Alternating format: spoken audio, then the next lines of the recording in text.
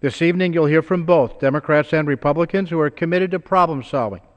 I'm proud to say that these people are not just my colleagues, but they're my friends.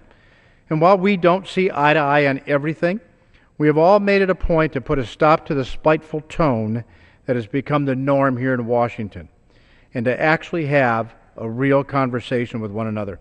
And tonight, the American people watching get to be a part of this. And with that, I'd like to yield 2 minutes to the gentleman from Indiana, Mr. Young. I thank my good friend from Wisconsin. Mr. Speaker, I'm proud to stand here tonight as a member of this Problem Solvers Coalition.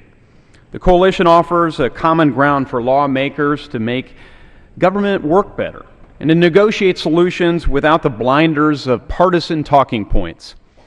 Our country has a history during difficult times, times more difficult than these, times of great political strife, of coming together, rank-and-file Americans and legislators alike. During the early days of our republic, Thomas Jefferson wrote a letter to his friend Edward Rutledge, and he said this, quote, "You and I have seen warm debate and high political passions, but gentlemen of different politics would then speak to each other. It is not so now.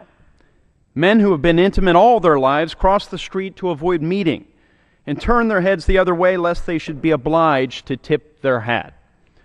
Well, we as Americans made it through those difficult times, and eventually this hall was populated by people who were prepared to tip their hat. During this time in our history, we too need to be hat tippers. We need more hat tippers in the U.S. Congress. We need more statesmen, more men and women who are prepared to root out waste, to improve the performance of our largest programs of government, to modulate our discourse. We need to recognize that our public disagreements aren't always about ends. Sometimes they're merely about means.